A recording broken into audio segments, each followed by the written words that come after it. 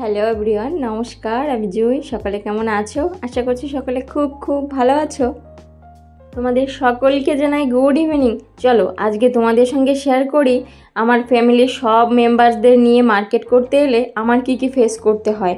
আশা করছি তোমরা অনেকেই এটার সঙ্গে রিয়েলাইজ করতে পারবে। দেখতেই তো পেলে, প্রথমেই ছেলে একটা বল ধরেছে, সেটা দিয়েই ফুটবল মাঠ বানিয়ে খেলতে খেলতে চলে এলাম সোজা উপরে, কারণ পুজোর জানো তো অনেক জিনিস একদম বেশি হয়ে গেছে, তাই প্রথমেই পুজোর জিনিসগুলো তুলে নিলাম। কারণ সব থেকে জরুরি জিনিস হচ্ছে আমার এইগুলো নেওয়ার, তাই প্রথমেই এদিকে ওদিকে না তাকিয়ে যেগুলো জিনিস নেওয়ার ছিল সবগুলো তুলে নিয়েছি। এই যে কেশের চন্দন ছম্বা, এটা দেখছো না, এটা জানো তো আগে আমি ধরাতাম না, কিন্তু কিছুদিন যাবৎ ধরাচ্ছি। এটা বিকেলবেলাতে একটা ধরিয়ে দিলে না ঘরের মধ্যে আলাদা রকমের একটা পজিটিভিটি কাজ করে। যাই হোক, পুজোর সমস্ত জিনিসপত্র তুলে নিয়েছি।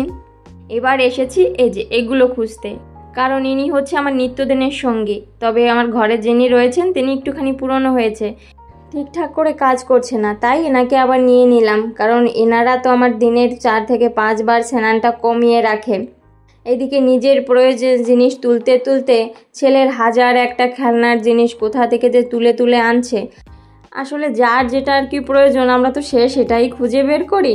ঠিক তেমনই বাচ্চারাও এরকম। দেখো, সব কিছুর মাঝে বাচ্চাদের খেলনা দিয়ে কিছু কিছু কর্নারে বেশ সুন্দর করে আকর্ষণ করে সাজিয়ে রেখেছে, আর এটাতে আমাদের চোখটা না গেলেও ঠিক ওদের চোখটা চলে যায়। জানো তো, মলটাতে সবে 10 মিনিটের মতো হয়েছে ঢুকেছি। এতক্ষণ তো ছেলের উপদ্রব সহ্য করেছি, এবার বাবার উপদ্রব শুরু হয়েছে। আর এদিকে দেখো, আমরা মা মেয়ে আজকে কিন্তু ম্যাচিং পড়েছি। আমাদেরকে কেমন লাগছে অবশ্যই কিন্তু কমেন্টে জানিও। আচ্ছা, এবার বাবার উপদ্রব কি শুরু হয়েছে সেটা তোমাদেরকে বলি। মলে এসেছি 10 মিনিট হয়েছে, অমনি ফোন সঙ্গে সঙ্গে, আর ওই যে ফোন ধরেছে কানে, জানো তো 20 মিনিট হতে চললো একভাবেই চলছে কনভারসেশন। একটা কল কাটছে, একটা ধরছে, আর এদিকে আমি বেচারি কি করব দাঁড়িয়ে থেকে। তাই একটুখানি যে সমস্ত প্রয়োজনীয় জিনিস কেনার জন্য এসেছিলাম বরটাকে সঙ্গে নিয়ে, সে সমস্ত একটুখানি খুঁটে খুঁটে দেখছিলাম। কিছু পাপোশের দরকার ছিল, একটা বেডশিটের দরকার ছিল। আর আমার একটা বাজে অভ্যাস আছে জানো তো, আমার সঙ্গে এলে আমার যেটা পছন্দ ঠিক আমি সেটাই নেই, তবে বিলটা জানো তো নিজের দিতে ইচ্ছা করে না।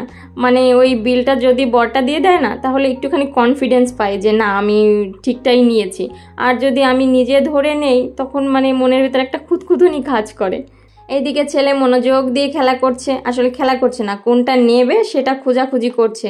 ওর ড্যাডি আবার বলে দিয়েছে ওর যে কোনো একটা নিতে হবে আজকে, তাই কোনটা নিয়ে ঠকে না কোনটা নিয়ে যেতে সেটা নিয়ে আর কি ছেলে ওখানে একটা দ্বিধাদ্বন্দ্বতে পড়েছে। আর এইদিকে আমার মেয়ে দাদাকে দেখছে, দাদা খেলা করছে কিন্তু নিজে পারমিশন পাচ্ছে না। আর আমি আমার বরটাকে দেখছি।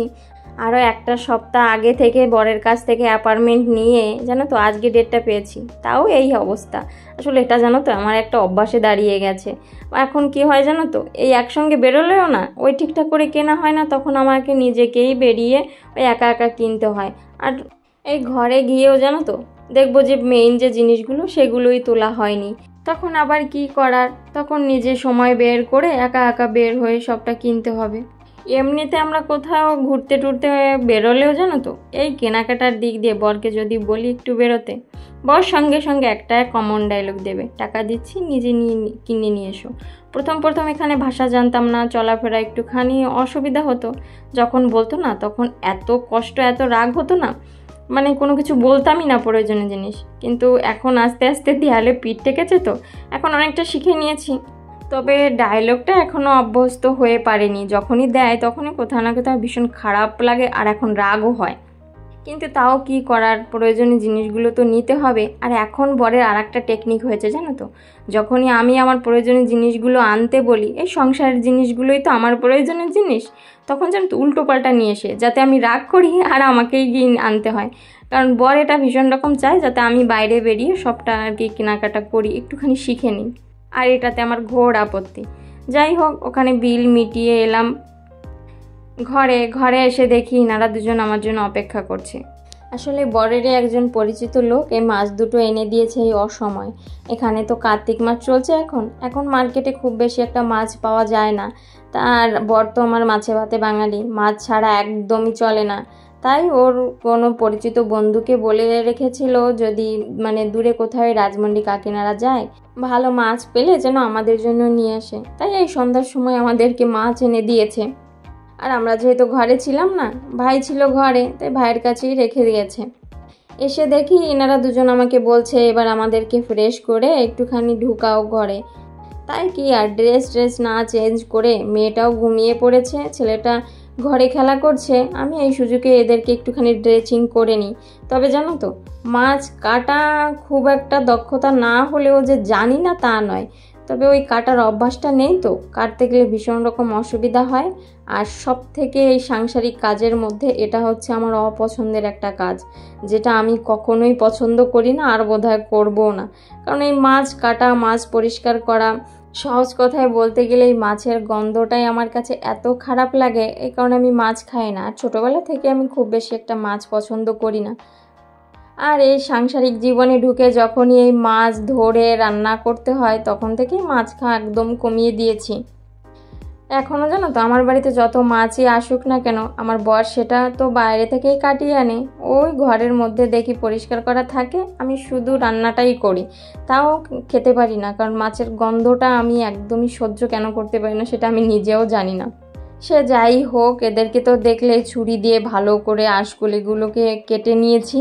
এবার ওই একটুখানি পিচ করে নেওয়ার পালা। জানো তো, ঘরে মাছকে কাটতে একটুখানি সময়, একটুখানি কষ্ট হলেও ঘরে মাছ কাটার একটা সুবিধা আছে, মাছটা বেশ পরিষ্কার করে কাটা হয়। আর এখানে জানো তো মাছটা এত সাইজ বাজে করে কাটে, মানে খুব একটা ভালো পরিষ্কারও করে না। তখন ওই ঘরে আনা মাছটা না অনেকটা সময় লাগে পরিষ্কার করতে। আর ওই রান্নাটাও যখন মাছের পিসগুলো উল্টোপাল্টা হয় তখন একটা ভাজা ভালো হয়, একটা ভাজা ভালো হয় না। থেকে ঘরে কাটাটা অনেক ভালো, কিন্তু ওই যে অসুবিধা, সময়ের অভাবে বাইরে থেকেই কাটিয়ে আনতে হয়। আমার পরিচিত অনেককেই আমি দেখেছি জানো তো মাছ কাটতে ভীষণ পছন্দ করে, তবে আমার পছন্দ হয় না ঠিকই, তবে আমার মাছ ধরতে বেশ পছন্দ হয়। তখন কেন জানি গন্ধটা লাগে না। মাছগুলোকে তো ভালো করে পরিষ্কার করে ধুয়ে চিকচিকিতে মুড়িয়ে নিয়েছি। এবার যখনই ঢুকাতে এসেছি ফ্রিজে, দেখি আমার ফ্রিজের মধ্যে এক টুকরো কাশ্মীর হয়ে রয়েছে। আসলে ফ্রিজের মধ্যে জানো তো আমি ফ্রোজেন করে খুব বেশি মাছ মাংস রাখি না, তো ওই ছোট্ট হলেও তাও দেখো বরফে ভর্তি হয়ে রয়েছে। কোনো মতে একটুখানি ঢুকিয়ে রেখেছি, এবার ওটা বের করতে বিশাল খাটনি হবে। তখন ওই বরফগুলো না কেটে আর ওই মাছটা বের করা যাবে না। আর এখন হাতে টাইমও নেই যে বরফটাকে ছাড়িয়ে তারপরে মাছটা রাখবো। দুপুরে খাওয়ার পরে যে থালা বাসনগুলো পড়েছিল না, সেগুলো আজকে বেসিন থেকে পরিষ্কার করা হয়নি, তাই ওগুলোকে একটুখানি পরিষ্কার করে নিলাম। এবার সোজা চলে গেলাম বেডরুমে। দেখো বেডরুমের কি অবস্থা হয়ে রয়েছে, মেয়ে ওই পাশে ঘুমোচ্ছে আর ছেলে তো একটার পর একটা দুষ্টুমি করেই চলেছে। এবার আমি ড্রেস চেঞ্জ করার আগে জানো তো একটুখানি এইগুলো পরিষ্কার করে নেব। ও তোমাদেরকে তো দেখানি হয়নি, ওই রান্নাঘরের মশলাপাতি এগুলো একটুখানি বেশি তোলা হয়েছে। তবে এই বেডশিটটা জানো তো এনেছি, কেমন হয়েছে অবশ্যই কিন্তু বলো। আসলে বাচ্চা কাচ্চার ঘর তো, একদম কটন বেডশিটগুলো না সবসময় পাতা যায় না, তাই এই বেডশিটগুলো বেশ কাজে দেয়। যতই নোংরা হোক ওই 2-3 দিন পর পর তুলে ধুয়ে দিলে না পুরোটা পরিষ্কার হয়ে যায়। ফ্রেশ হতে যখনই বাথরুমে গিয়েছি ঠিক তখনই মেয়ে উঠে পড়েছে। এবার 2 ভাই বোনে ওই নিচে বসে খেলা করছে। আমি এই সুযোগে বেডশিটটাকে একটুখানি চেঞ্জ করে নিচ্ছি। আর ওই যে বেডশিটটা তুললাম না, ওটা জানো তো কটন বেডশিট, একদম 2 দিনই এত নোংরা হয়েছে না, নেওয়া যাচ্ছিল না।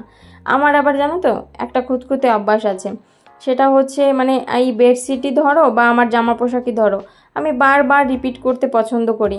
তবে একটুখানি পরিষ্কার হলে বেশি ভালো হয়, কারণ একটু নোংরা হয়ে গেলে না ওই জিনিসটা আমি আর ব্যবহার করতে পারি না। বিশেষ করে আমার গায়ের জামা কাপড়গুলো আর হচ্ছে ওই বেডশিটটা যদি একটুখানি পরিষ্কার হয় তখন ওই গাটা মানে একদম কমফোর্টেবলভাবে পাতিয়ে একটা ঘুম দিলে না আমার সব রকম মানে অশান্তি, মনের ভিতর ক্লান্তি সমস্তটা দূর হয়ে যায়। একটুখানি পরিষ্কার কমফোর্টেবল হলে জানো তো ওই একই জিনিস বারবার রিপিট করতে আমার খুব একটা অসুবিধা হয় না। অনেকেরই হয় আমি দেখেছি আমার জানা মতে, তাই আমি বললাম। যাই হোক, ঘর ঝাড় দিয়ে একটুখানি পরিষ্কার করে নিয়েছি, বেডটা রেডি। এবার বলছে আয় এবার শুয়ে পড়, কিন্তু তার তো উপায় নেই, রাতের ডিনারটা করতে হবে। আজকে একটুখানি বিরিয়ানি করেছিলাম, সেটাই বেড়ে নিয়েছি। আর ছেলে মেয়েকে আগে থেকেই খাইয়ে দিয়েছি, এবার নিজেরাও খেতে বসেছি। আর এর মধ্যে দেখো এই দুটো, আসলে এদের জানো তো ছোট্টবেলা থেকেই মানে নিজেদের খেলনার জিনিস নিয়ে একদম পছন্দ মানে আগ্রহ কোনোটাই ওদের নেই। দেখলে তো ছেলে হাজার একটা খেলনার জিনিস ধরে বলছে মা এটা নেবো ওটা নেবো, একটা জিনিসও আনেনি। আর আনলেও না খুব বেশি একটা ওটা দিয়ে খেলেও না। ওটার ম্যাথ হায়েস্ট ওই 2 থেকে 3 ঘন্টা থাকে, তারপর ওর বডি টডির কোনো খোঁজ খবর পাওয়া যায় না। ওরা এইগুলো জিনিস নিয়ে খেলা করতে পছন্দ করে। এখন আমার ফ্রিজ অভিযান চলছে, এখান থেকে কি উদ্ধার করবে ওরা আর কোনটা ধরে কি মানে আমার কাজ বাড়াবে সেটা একমাত্র ওরা ছাড়া কেউ বুঝতে পারবে না। সে যাই হোক, এতক্ষণ তো তোমরা খেয়াল করলে ফ্রিজের লাইনটা দেয়া ছিল ওটা বন্ধ করে দিলাম। আর আমার মা অনেক দিন আগে কিছু টক কুল দিয়েছিল, সেটাই ওই মানে নীল কাবারটা রয়েছে, ওটা দিয়ে বোনকে ওই উপর থেকে ছাড়ছে আর টাক টাক করে শব্দ হচ্ছে। বোন সেটাতে এনজয় করছে, খুশি হচ্ছে, তাই বোনকে মানে আরও আদর করছে, আরও বোনকে খুশি করার চেষ্টা করছে। চলো 2 ভাই বোন ওদিকে খেলা করো, কারণ আমি এদিকে রাতের ডিনারটা সেরে সমস্ত কাজ বাজ সেরে নিই। আজকের ব্লগটা তবে এখানেই রাখছি, কেমন লাগলো অবশ্যই কমেন্টে বলো।